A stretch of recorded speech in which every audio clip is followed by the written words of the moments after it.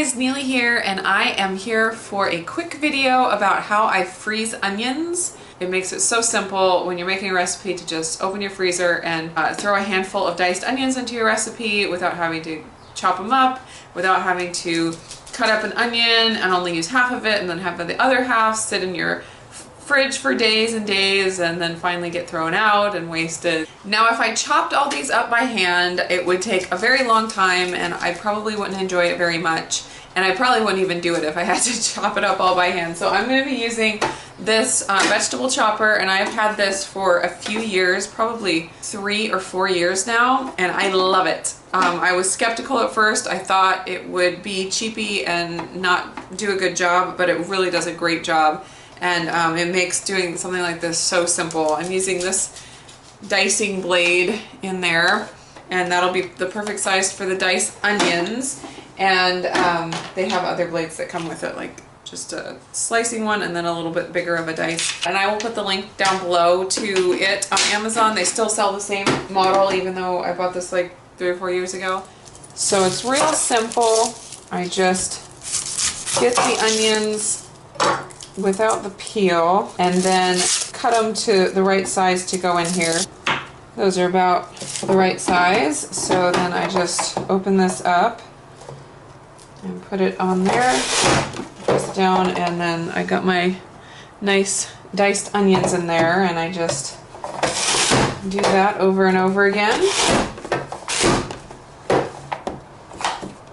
And then this pops off.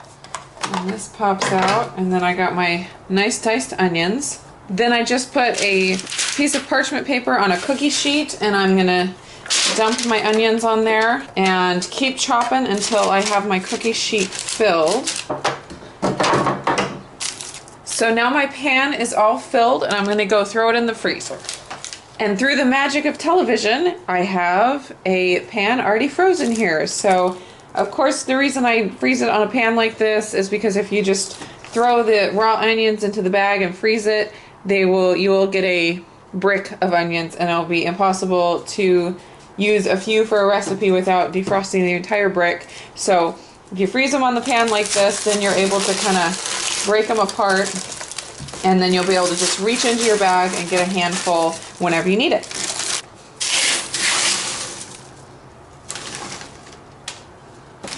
So here are my bags of diced onion.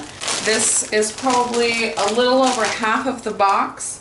So I'm probably gonna get another 1.5 bags for $3. So $3 for 3 or 4 bags of diced onion. I also wanted to mention that this technique works excellent for freezing bell peppers. I got a big box of bell peppers a few weeks ago for $3 for a giant box the same size as this. And so I have several bags of frozen bell peppers, and these are great for omelets in the morning. I don't ever want to have to chop vegetables in the morning when I'm trying to throw together breakfast. Green onions too.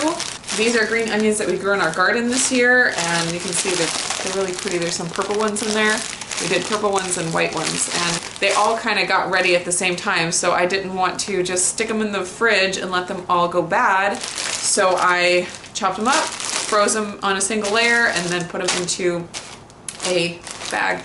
And this is really ridiculous, but whenever I talk about freezing in a single layer, I always think, all the single layers, all the single layers. I hope you guys enjoyed this video, and I will talk to you again soon. Bye.